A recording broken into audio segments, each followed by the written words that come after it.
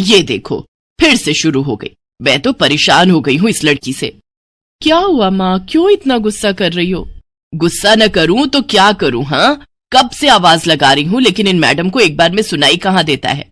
ओहो माँ, आप ही देखो ना, मैंने कितना सुंदर डिजाइन बनाया, बस इसी में ध्यान लगा था मेरा, शायद इसीलिए आपकी आवाज सुनाई नहीं दी होगी। अच्छा बताओ क्या काम है, मैं ये बाद में पूरा कर लूंगी। कुछ काम नहीं, खाने की थाली कब से लगा कर रखी है, अब महारानी को फुर्सत मिल गई हो तो चलकर खा लो।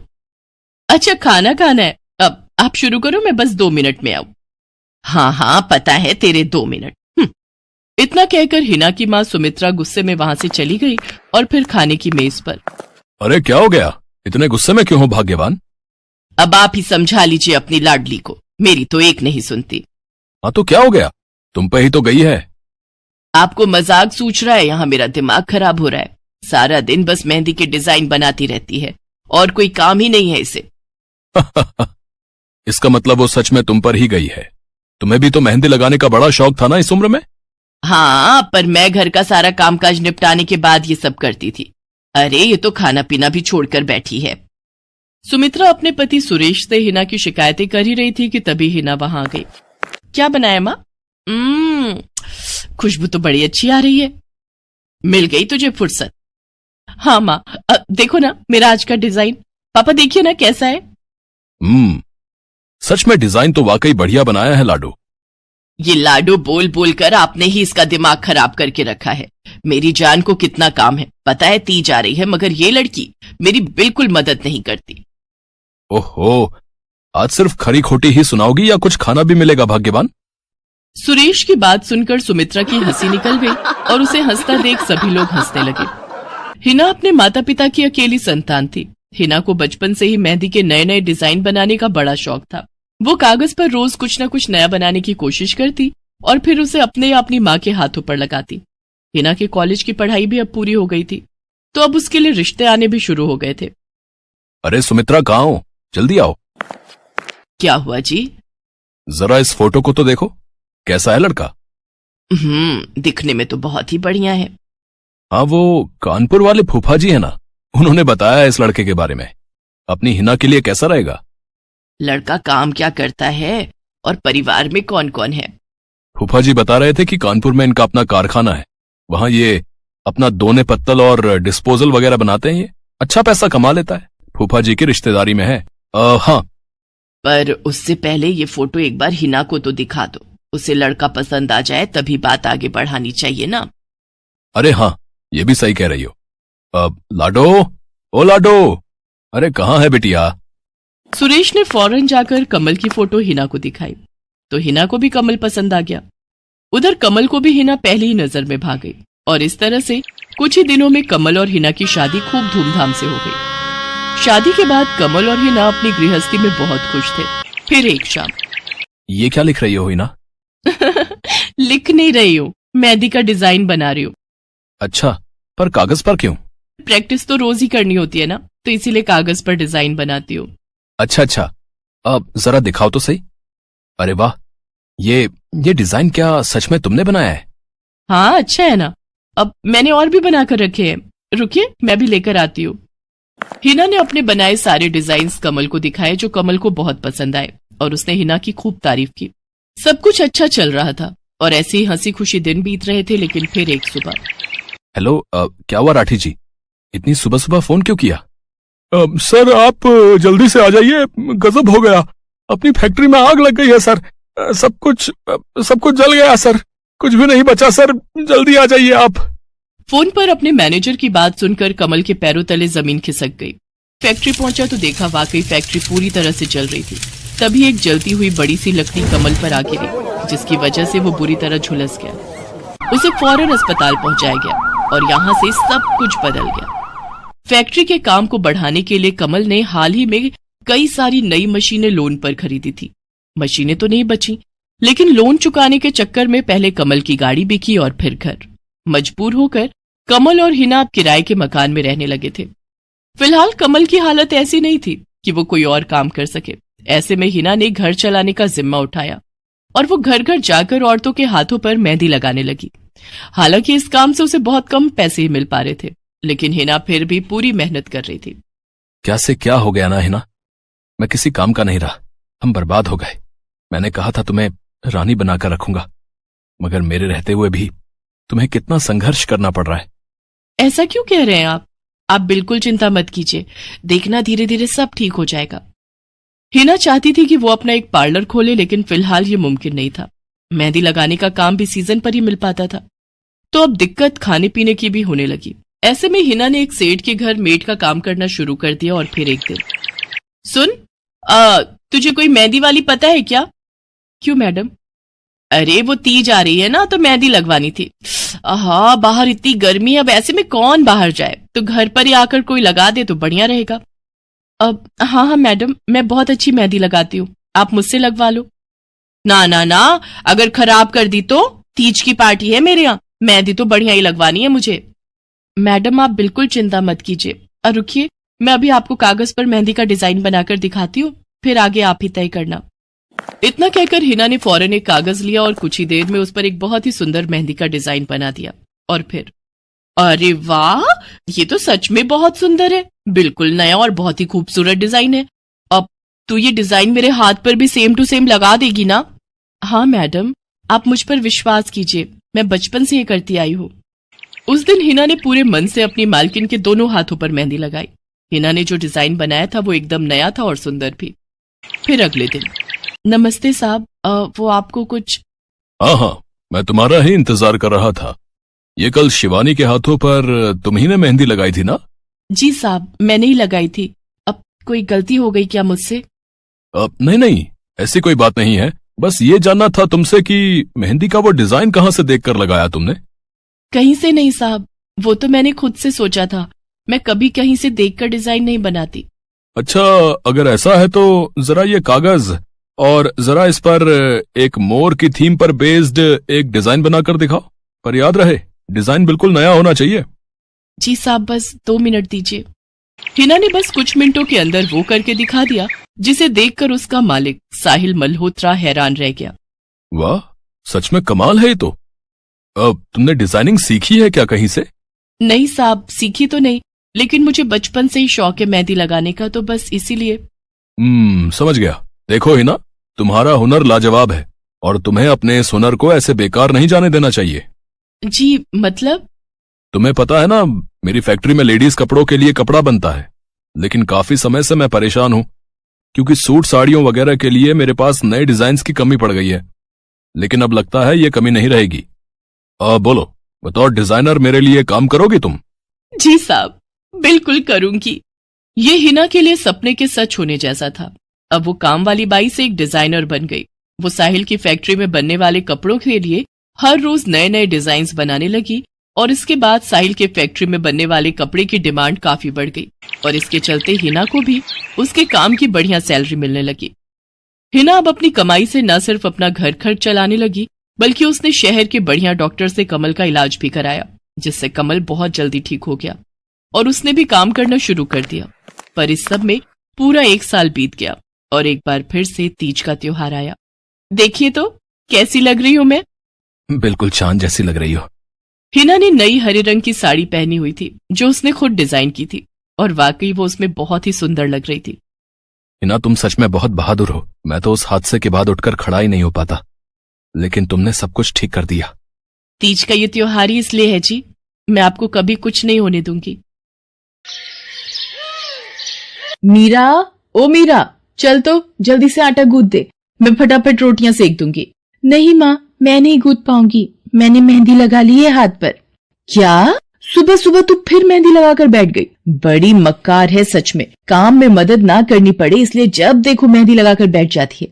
चल जल्दी से हाथ धोकर आ मेरे पास, मुझे काम पर जाने के लिए देर हो रही है। माँ बस आज कर लो ना, देखो ना मैंने कितनी मेहनत से कितना सुंदर डिजाइन बनाया है। लेकिन जैसे ही उसकी नजर मीरा के हाथों पर पड़ती है, उसका गुस्सा पल भर में गायब हो जाता है। वो मीरा से कहती है, अरे वाह मीरा, तूने तो बड़ी सुंदर मेहंदी लगाई है। हाँ माँ, वो शांति दीदी ने मुझे एक किताब दी थी कल, उसमें बड़े सुंदर सुंदर डिजाइन बने हैं, बस उसी में से देखकर लगाई है मैंने। सुंदर है ना? हाँ बहुत सुंदर है। अरे लेकिन मुझे तो, ओफो, फिर लगा लिया ना तूने बातों में, पहले से ही देर हो रही है, ऊपर से तू भी मेहंदी लगाकर महारानी जैसे बैठ गई है। माँ तुम इतना परेशान क्यों होती हो? 1-2 घंटे में जब मेरी मेहंदी सूख जाएगी तो मैं घर के सारे काम कर दूंगी। मीरा की बात मानकर कावेरी काम पर चली जाती है। वो एक बड़ी सोसाइटी के घरों में काम करती थी और इसी काम से कावेरी और मीरा का गुजारा चलता था। कावेरी के पति की कई साल पहले एक सड़क हादसे में मौत हो गई थी। तब से कावेरी पर ही सारी जिम्मेदारी थी। मीरा भी घर के कामों में उसका पूरा हाथ बटाती थी। मीरा को मेहंदी लगाना बहुत पसंद था। उसने अपने घर के पीछे मेहंदी के कई सारे पौधे लगा रखे थे, जिनका वो बहुत ख्याल रखती थी। वो अपने हाथों से मेहंदी के पत्तों को पीसकर अपने हाथों में लगाने के लिए तैयार करती थी। फिर एक दिन, मीरा, हमें इस जगह पर थोड़ी मोड़ी खेती कर लेनी चाहिए। ये मेहंदी के पौधों से कुछ कमाई थोड़े ही हो रही है। खेती कर लेंगे तो कुछ पैसे ही बन जाएंगे। नहीं माँ, मेरे मेहंदी के पौधों को हाथ भी मत लगाना। बाजार से मेहंदी खरीदने के तो पैसे हैं नहीं हमारे पास। अब इन्हें तो रहने दो। ये कहते हुए मीरा की आंखों में आंसू थे। कावेरी उसके सिर पर हाथ रखते हुए कहती है, मीरा, मैं जानती हूँ तुझे मेहंदी लगाना बहुत अच्छा लगता है, लेकिन बेटा अपनी हालत तो तुझे पता ही है ना। मैं कितनी मुश्किल से। माँ, सब समझती हूँ मैं। जाओ कर लो जो करना है। इतना कहकर मीरा रोते हुए वहाँ से चली जाती है। कावेरी को उसके लिए बुरा लग रहा था। वो मीरा की मेहंदी के पौधों को कुछ नहीं करती। ऐसे ही कई दिन गुजर जाते हैं। ज्यादा काम करने की वजह से कावेरी की तबीयत खराब रहने लगी। वो बहुत जल्दी जल्दी बीमार पड़ने लगी। तो मीरा ने उससे कहा, माँ, तुम रहने दो, तुम्हें बुखार है, रात भर सोई नहीं हो, मैं चली जाती हूँ काम पर। नहीं मीरा, तू कैसे? ना नहीं, मैं ठीक हूँ, मैं जाती हूँ। कावेरी जैसे ही उठकर चलने की कोशिश करती है, अचानक उसे चक्कर आ जाता है। मीरा उसे सहारा देकर बिस्तर पर लिटा देती है और उससे कहती है, बस माँ, अब तुम आराम करोगी और काम पर अब से मैं जाऊंगी। कावेरी घर पर रहकर आराम तो कर रही थी, लेकिन वास्तव में उसे अच्छे इलाज की भी जरूरत थी, जिसके लिए पैसे थे नहीं। दूसरी तरफ अब हर रोज मीरा काम पर जाती और लौटकर घर के भी सारे काम उसे ही करने पड़ते थे। इस सब में उसे मेहंदी लगाने का बिल्कुल भी वक्त नहीं मिल पाता था। मीरा, कितने दिन हो गए तूने मेहंदी नहीं लगाई? हाँ माँ, बस मन नहीं कर रहा। अच्छा, मेहंदी लगाने का तेरा मन नहीं? मैं सब जानती हूँ। मैंने बिस्तर पकड़ लिया है और मेरी फूल सी बच्ची पर सारे काम पड़ गए हैं। अब बस बहुत हो गया आराम। मीरा, जा, तू जाकर मेहंदी लगा ले। आज मैं जाऊंगी काम पर। नहीं माँ, तुम कहीं नहीं जाओगी, मैं कर लूंगी सब। और मैं सच बोल रही हूँ, मैं बड़ी हो गई हूँ। ये मेहंदी वेहंदी का मुझे शौक नहीं। इतना कहकर मीरा काम पर जाने के लिए घर से निकल जाती है। कावेरी की आंखों में आंसू आ जाते हैं। मीरा सोसाइटी के कई घरों में काम करती थी। उन्हीं में से एक घर आरती का भी था। उसके घर पर तीज का त्योहार बड़े धूमधाम से मनाया जाता था। तीज की तैयारियों में मीरा भी मदद कर रही थी। इसी बीच, अरे ऐसे कैसे? मैंने सारे रिश्तेदारों को बुला लिया है, मेरी सारी फ्रेंड्स भी आने वाली हैं। मैं क्या कहूँगी उन्हें? फोन पर काफी देर बहस करने के बाद आरती फोन रख देती है। उन्हें उदास देखकर मीरा उससे पूछती है, क्या हुआ मैडम जी, आप कुछ परेशान लग रहे हो? हाँ मीरा, बड़ी मुसीबत हो गई। कल तीज का फंक्शन है, मैंने सबको मेहंदी लगवाने के लिए यहीं बुला लिया है और आखिरी मौके पर ये पार्लर वाली धोखा दे गई। कह रही है कल नहीं आ पाएगी। अब क्या होगा? इतनी जल्दी कौन तैयार होगा सबको मेहंदी लगाने के लिए? मैडम जी, वैसे मैं भी ठीक ठाक मेहंदी लगा लेती हूँ। अरे हाँ, कावेरी ने मुझे बताया तो था एक बार कि तुझे मेहंदी लगाने का बहुत शौक है। वैसे मुझे तो कोई परेशानी नहीं है। तू देख ले बेटा, बहुत सारे हाथ लगाने होंगे और मेहंदी बढ़िया लगनी चाहिए सबके। आप बिल्कुल चिंता मत करिए मैडम जी, मैं सब अच्छे से करूँगी। बहुत दिनों बाद मीरा के चेहरे पर खुशी थी। उसने घर पहुंचते ही मेहंदी के खूब सारे पत्ते तोड़कर पत्थर पर पीसना शुरू कर दिया। ये देखकर कावेरी ने मीरा से कहा, अरे मीरा, शाम हो गई है, अब मेहंदी मत लगा, मौसम भी ठंडा है बेटा। ये मेहंदी मैं अपने लिए नहीं पीस रही माँ, वो 5वें फ्लोर वाली मैडम जी है ना, कल उनके यहाँ लगानी है। अच्छा बेटा, पर ध्यान से बेटा, वो बड़े लोग हैं, कोई गलती ना हो जाए। माँ, तुम बिल्कुल चिंता मत करो, मेहंदी लगाने में मुझसे कभी कोई गलती हो ही नहीं सकती। मीरा खूब सारी मेहंदी तैयार करके अगले दिन आरती के घर पहुंच जाती है। वो अपनी मेहंदी को कोन में भरने लगती है कि तभी आरती की एक फ्रेंड आरती से, आरती, ये किसे बुला लिया तुमने? मैंने जिस पार्लर का नंबर दिया था तुम्हें, उससे बात नहीं हुई क्या? हुई तो थी, लेकिन उसने आखिरी वक्त पर मना कर दिया। तुम बिल्कुल चिंता मत करो, ये मीरा है, मेरी हाउसमेड है ना कावेरी, ये उसी की बेटी है। बहुत अच्छी मेहंदी लगाती है ये। ओफो आरती, तुम भी ना, पार्लर की बात अलग होती है। उन लोगों का मटेरियल ब्रांडेड होता है, मेहंदी के रचने की गारंटी मिलती है वहाँ से, और इसकी मेहंदी तो मुझे कुछ समझ नहीं आ रही। इस पर तो कोई लेबल तक नहीं है। अगर कुछ गलत रिएक्शन हो गया हाथों पर तो? आप बिल्कुल चिंता मत कीजिए मैडम जी, ये मेहंदी मैंने खुद पीस कर तैयार की है। मेरे पास बहुत सारे मेहंदी के पौधे हैं, इसमें कुछ भी ऐसा नहीं है जो आपके हाथों को नुकसान दे। ना भाई ना, सॉरी आरती, बट मैं अपने हाथों को लेकर कोई रिस्क नहीं ले सकती। तुम सब लगवाओ, मैं तो पार्लर जाकर ही लगवाऊंगी। इतना कहकर आरती की दोस्त शालिनी वहाँ से चली जाती है। आरती मीरा को इशारा देकर काम शुरू करने को कहती है। अरे वाह, मानना पड़ेगा, इस बच्ची ने कमाल की मेहंदी लगाई है। मुझे तो नहीं लगता कि इस मेहंदी का वैसा रंग आएगा जैसा पार्लर वाली मेहंदी का आता है। अब बस भी करो शालिनी, मेहंदी कैसी रचेगी ये कल तक पता चली जाएगा ना। बच्ची है वो, उसे इस तरह डराओ तो मत। अरे मुझे क्या, मेरे हाथ कौन सा खराब होने वाले हैं, तुम ही लोग लगवाओ और तुम ही भुगतना। शालिनी गुस्से में वहाँ से चली जाती है। उसे पूरा यकीन था कि मीरा की मेहंदी रचेगी नहीं, साथ ही हाथों पर उसका गलत रिएक्शन भी हो सकता है, लेकिन जो हुआ वो इससे बिल्कुल अलग था। अगले दिन मीरा के घर पर। अरे मैडम जी, आप यहाँ? आपने तो आज काम पर आने के लिए मना किया था ना, मैं इसीलिए नहीं आई। हाँ हाँ, कल तुम कितना थक गई थी, इसीलिए मैंने आने को मना किया। मैं यहाँ तुम्हें काम पर बुलाने नहीं बल्कि किसी और काम से आई हूँ। अंदर नहीं बुलाओगी? अरे माफ कीजिएगा मैडम जी, आइए अंदर आइए। आरती को देखकर कावेरी भी बिस्तर से उठकर खड़ी हो जाती है। आरती के साथ उसकी दोस्त शालिनी भी थी। मीरा उन दोनों को पानी देते हुए कहती है, ये लीजिए मैडम जी, मेहंदी तो ठीक से रची ना मैडम जी? ये तुम्हें मैं नहीं, शालिनी बताएगी। फिर शालिनी अपने हाथ मीरा की तरफ बढ़ा देती है। उसके हाथों पर कई जगह छाले पड़े हुए थे। ये देखकर मीरा उससे कहती है, अरे ये क्या हुआ मैडम जी? मैंने तुमसे मेहंदी नहीं लगवाई, उल्टा तुम्हारा अपमान करती रही। उसी की सजा मिली है मुझे। मैंने सबसे महंगे वाले पार्लर में जाकर मेहंदी लगवाई। मैंने उनसे जोर देकर कहा कि मेहंदी का रंग बहुत बढ़िया आना चाहिए। इस चक्कर में उन्होंने पता नहीं क्या क्या मिला दिया मेहंदी में, और मेरे हाथों का ये हाल हो गया। और दूसरी तरफ तुम्हारी मेहंदी, जिसने भी लगवाई उसके हाथों की रंगत ही अलग है। देखो आरती के हाथ देखो जरा। आरती ने अपने हाथ आगे बढ़ा दिए, जिन पर मीरा के हाथों से लगी मेहंदी का बहुत ही अच्छा रंग चढ़ा था। फिर आरती कावेरी के पास जाकर उससे बोली, बस कावेरी, ये झाड़ू पोछा और बर्तन बहुत करवा लिए तुमने मीरा से। ये अब वो करेगी जो इसे करना चाहिए। जी क्या मतलब मैडम जी? ये अब मेहंदी लगाएगी सबके हाथों पर। हमारी एक दोस्त का अपना ब्यूटी पार्लर है, उसे मीरा का काम और उसकी मेहंदी की क्वालिटी बहुत अच्छी लगी। वो मीरा को अपने यहाँ काम देना चाहती है। अच्छे पैसे भी देगी वो मीरा को, और तो और वहाँ रहकर मीरा पार्लर के दूसरे काम भी सीख पाएगी। आरती की बात सुनकर कावेरी की आंखों में आंसू आ जाते हैं। वो हाथ जोड़कर आरती का शुक्रिया अदा करती है। मीरा भी बहुत खुश थी। अब न सिर्फ वो अपना मेहंदी लगाने का शौक पूरा कर सकती थी, बल्कि अच्छे पैसे कमाकर अपनी माँ का इलाज भी करवा सकती थी। एक समय की बात है, केशवपुर नामक गांव में सरला नाम की एक बूढ़ी विधवा औरत अपने बेटा बहू के साथ रहती थी। सरला की बहू जया स्वभाव से बहुत बुरी थी। वो रोजाना सरला से बात बात पर लड़ती रहती थी। सरला का पति किशन शहर में मजदूरी करता था, इसलिए वो कभी कभी ही गांव आ पाता था।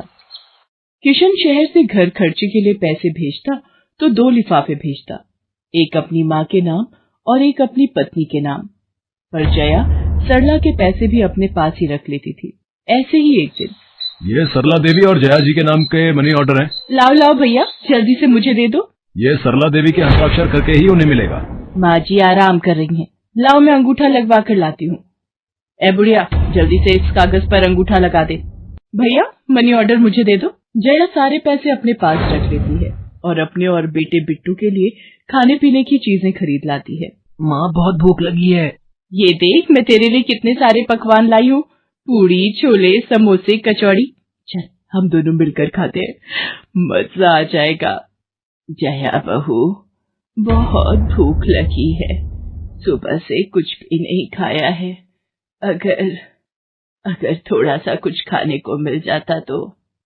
पता नहीं इस बुढ़िया को कितनी भूख लगती है, जब देखो हम माँ बेटे के खाने पर नजर लगाती रहती है। ये ले पकड़, आधी कचौड़ी दे रही हूँ, अब रात तक कुछ खाने को नहीं मिलेगा। और तुझे तो मैंने बोला था कि कपड़े धो देना, तेरे से अभी तक कपड़े नहीं धुले। ये कचौड़ी खाकर चुपचाप सारे कपड़े धो देना, नहीं तो मुझसे बुरा कोई नहीं होगा। बेचारी सरला कचौड़ी का एक टुकड़ा खाकर भला क्या पेट भरती। वो फिर से दोबारा काम पर लग जाती है। एक दिन किशन शहर से वापस आने वाला था। जया को पता था कि जब किशन सरला से पूछेगा कि वो उसे पैसे बराबर भेजता है तो उसे मिलते हैं या नहीं। ये बात सोचकर जया थोड़ा घबरा जाती है और वो सरला से कहती है, ओ बुढ़िया, अगर तूने अपने बेटे से कहा कि तुझे उसके भेजे हुए पैसे नहीं मिलते तो मुझसे बुरा कोई नहीं होगा। वो तो एक दिन रहकर चले जाएंगे, उसके बाद जो मैं तेरा हाल करूंगी ना, फिर तू देखती रह जाएगी। इसलिए अपने बेटे के सामने दुखड़े रोने की कोशिश मत करना। नहीं बहू, मैं किशन को कुछ नहीं कहूंगी। माँ, मैंने तुम्हें पैसे भेजे थे, वो तुम्हें मिल गए थे ना? अरे आप बिना कैसी बातें करते हो? माँ जी को मैं बराबर से पैसे देती रहती हूँ। माँ जी, ये लो गरम गरम पनीर के पकौड़े, आप भी खाओ। किशन 2 दिन रहकर शहर वापस चला जाता है। जया फिर से अपने रूप में आ जाती है। दिन भर सरला काम करके एक दिन चक्की से आटा पिसवा कर लौट रही थी कि अचानक उसे चक्कर आ जाते हैं। रिक्शा में जाती एक लड़की देख लेती है। भैया, इन्हें उठाने में मेरी मदद करो, बेचारी पता नहीं कौन है। सुमन, ये तेरे साथ कौन है?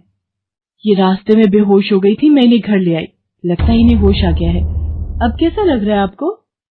मैं ठीक हूँ बेटी, तुम्हारा बहुत बहुत शुक्रिया बेटी। माँ जी, आप इतनी भारी आटे की बोरी अकेले ही उठा कर ले जा रही थी, आपके बच्चे या कोई? सरला की आंखों में आंसू आ जाते हैं, वो रो पड़ती है। माँ जी, कोई परेशानी है तो आप हमसे कह सकते हो, मुझे लग रहा है आप बहुत परेशानी में हो। क्या करूं बेटी, मैं इस जीवन से हार गई हूँ। सरला के दुख का घड़ा फूट जाता है और वो सारा दुख सुमन और बाकी लड़कियों को बताती है। अब इस संसार में जीने की कोई इच्छा नहीं है मेरी। माँ जी, ऐसा मत सोचिए, आप जीवन से यूं निराश मत होइए। अब आप अपनी बहू के पास वापस मत जाना, आप यहाँ हमारे साथ रहो। बेटी, तुम बहुत अच्छी हो, भगवान तुम्हारा भला करे। तुम लोग यहाँ गांव में रहती हो क्या? जी माँ जी, हम मेहंदी वाली हैं। हम लोग मेहंदी लगाने का काम करती हैं और आसपास के गांव और शहरों में मेहंदी लगाने जाती हैं। क्या मैं भी ये काम सीख सकती हूँ? क्यों नहीं, बिल्कुल, और ये तो बहुत अच्छी बात है। हमारे ग्रुप में आप भी जुड़ जाओगे, मैं आपको मेहंदी लगाना सिखाऊंगी। सरला अब उन लड़कियों के साथ ही रहने लगी और कुछ ही समय में वो बहुत अच्छी मेहंदी लगाना सीख गई। इधर जया सरला के कुछ दिन तक वापस न आने से घबरा जाती है। ये बुढ़िया इतने दिनों से कहाँ गायब है, मुझे तो कोई खोज खबर नहीं है। बिट्टू के बापू ने हम सबको अचानक शहर बुलाया है, वहां जाकर अब यही बोलना पड़ेगा कि बुढ़िया की तबीयत खराब थी इसलिए नहीं ला सकी। जया बिट्टू को लेकर किशन के पास शहर पहुंचती है। क्या हुआ जया, माँ तुम्हारे साथ नहीं आई?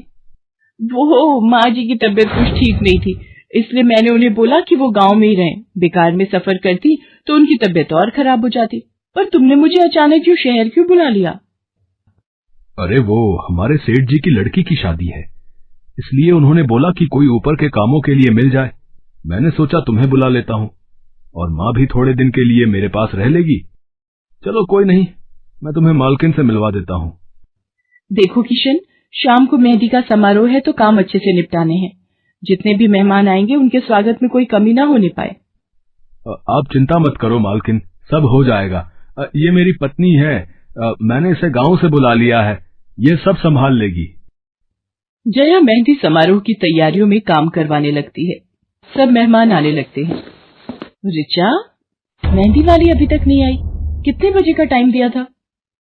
मम्मी, मेरी उनसे बात हो गई है, बस कुछ ही देर में आती होंगी। लो वो आ गई। माँ जी, ये यहाँ कैसे? मेहंदी वाली लड़कियों के साथ? माँ यहाँ? जया, तुम तो कह रही थी कि माँ बीमार है और गांव में है, पर माँ मेहंदी वाली लड़कियों के साथ क्या कर रही है? मुझे कुछ समझ नहीं आ रहा। मैं माँ के पास जा रहा हूँ।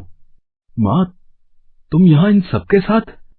किशन बेटा, आप मेरे साथ इधर आइए, मैं आपको सब बताती हूँ। ये लड़की इनको सब कुछ बता देगी। शायद आप नहीं जानते हैं, आपकी पत्नी ने आपकी माँ पर बहुत जुल्म किए हैं, इसीलिए ये बेचारी अपना घर छोड़कर हमारे साथ रहने को मजबूर थी। सुमन किशन को सारी सच्चाई बताती है। सरला की आंखों में आंसू आ जाते। किशन सबके साथ जब घर आ जाता है। जया, तुम्हें शर्म आनी चाहिए, तुमने मेरी माँ के साथ इतना बुरा व्यवहार किया।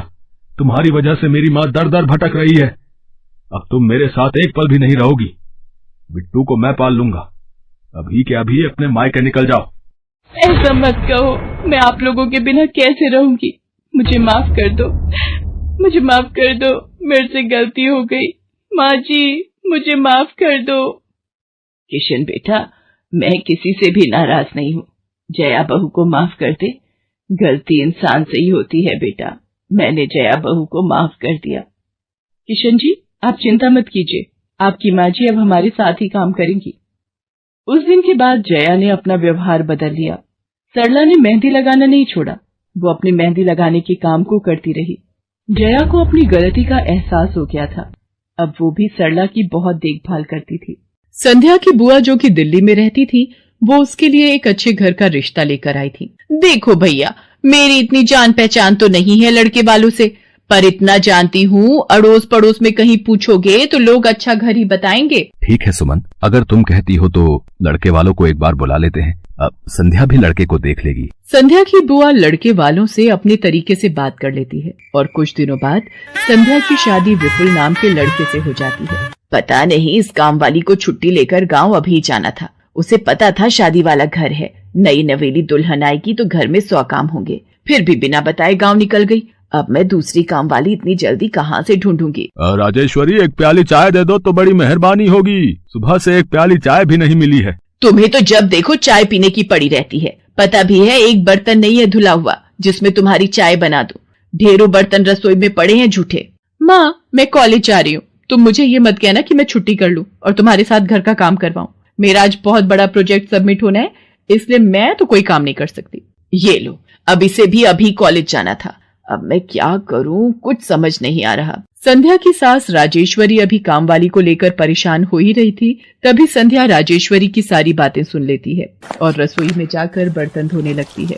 अरे संध्या बहू, तुम ये रसोई में क्या कर रही हो? हटो हटो हटो, ये झूठे बर्तन तुमसे थोड़ी करवाऊंगी। अभी तुम्हारे हाथों की मेहंदी भी नहीं उतरी। माँ जी आप परेशान मत हो, मैं थोड़ी देर में ही सारा काम निपटा दूंगी। आप अकेले इतना काम नहीं कर पाओगे। ठीक है, अगर तुम कहती हो तो मैं कोई और काम कर लेती हूँ। माँ, पड़ोस में किसी से पता करो, शायद कोई और काम वाली मिल जाए। मैंने पूछा था, पर अभी किसी भी काम वाली के पास समय नहीं है। पुलकित काम पर चला जाता है। संध्या सारे घर का काम करती है। अब तो रोजाना ही ऐसा होने लगा। काम वाली तो थी नहीं। संध्या की ननद पूजा सुबह होते ही कॉलेज निकल जाती और सास पैरों में दर्द के बहाने बिस्तर पर आराम करती।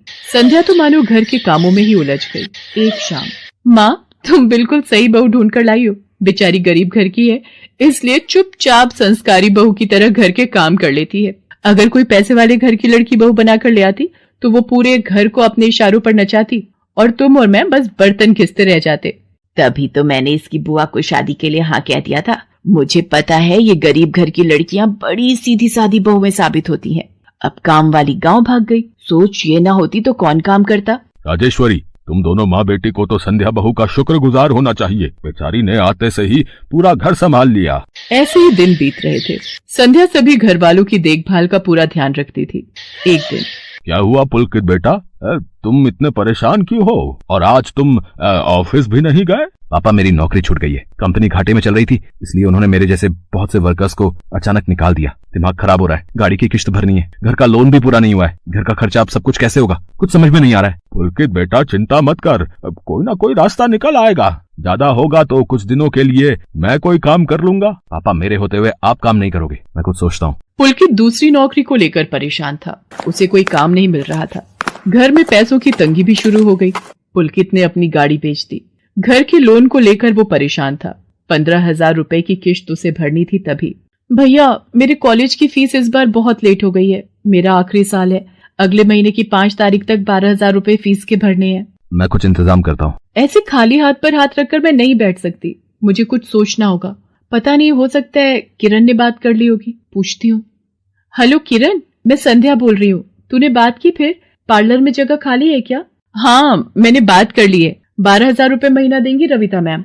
बोल, तू हाँ बोलती है तो मैं बात कर लेती हूँ। ठीक है, तू हाँ बोल दे, कम से कम कुछ तो पैसे आ जाएंगे। संध्या पुलकित से पार्लर में मेहंदी लगाने की नौकरी की बात करती है। पहले तो वो मना करता है, पर संध्या उसे समझाती है। पुलकित, मैं जानती हूँ आप परेशानी के दौर से गुजर रहे हो। मैंने आपसे शादी के बाद हर सुख दुख में साथ निभाने का वादा किया था, और आप परेशान मत हो। मैं घर और बाहर दोनों का काम एक साथ संभाल लूंगी। ठीक है संध्या, तुम कल से पार्लर में नौकरी के लिए जा सकती हो। अगले दिन से संध्या सारे घर के काम के साथ साथ पार्लर भी जाती और वहां पर पूरा दिन मेहंदी लगाने का काम करती और शाम के वक्त घर आती। संध्या बहुत मेहनत कर रही थी ताकि वो अपने परिवार की मदद कर सके। संध्या बहुत सुंदर मेहंदी लगाती थी। ये बात उसकी सास को तब पता चली जब उसने पार्लर में काम करना शुरू किया। संध्या को पार्लर में काम करते हुए 1 महीना बीत चुका था। पार्लर की मालकिन रविता भी संध्या के मेहंदी लगाने के काम को देखकर बहुत खुश थी। संध्या, तुम सचमुच बहुत मेहनती हो। पिछले 1 महीने में बहुत से क्लाइंट तुम्हारी तारीफ कर रहे हैं और अपनी फैमिली फ्रेंड्स की शादी या सगाई फंक्शन के लिए तुम्हें ही मेहंदी के लिए बुक करना चाहते हैं। और हाँ, ये तुम्हारी सैलरी 12,000 रुपए। बाकी ये तुमने ओवर टाइम भी शादी के सीजन में बहुत किया है, उसके 6,000 रुपए अलग से दे रही हूँ। थैंक यू मैम, आपने मेरे काम की इतनी तारीफ की। मैं तो बस भगवान की कृपा से मेहनत से करती हूँ। संध्या घर आ जाती है और 12,000 रुपए पूजा के हाथ में रखती है। पूजा, ये तुम्हारी कॉलेज की फीस के पैसे, तुम कल ही अपनी फीस जमा कर देना। भाभी, ये तो आपकी मेहनत की कमाई है, आप ये सारे पैसे मुझे दे रहे हो? नहीं नहीं भाभी। पूजा, तुम मुझे अपनी भाभी कहती हो ना, और भाभी तो माँ समान होती है, तो क्या तुम अपनी भाभी माँ के पैसे नहीं लोगी? तुम अपने भैया से भी तो लेती हो ना। फिर मेरे और अपने भैया में फर्क है, मैं भी तो इस घर का हिस्सा हूँ, इसलिए ये पैसे रख लो। मुझे माफ कर दो भाभी, मैंने ना जाने आपके बारे में क्या क्या गलत सोचा। पुलकित को भी दूसरी नौकरी मिल जाती है। अब संध्या और पुलकित दोनों मिलकर काम करते थे। राजेश्वरी और पूजा भी अब संध्या की घर के कामों में बहुत मदद करती थी। परिवार में खुशियां फिर से लौट आई थी। तो दोस्तों, ऐसी ही मज़ेदार कहानियाँ देखने के लिए हमारे चैनल को सब्सक्राइब करें और वीडियो पसंद आई हो तो इसे लाइक करें और कमेंट ज़रूर करें। धन्यवाद।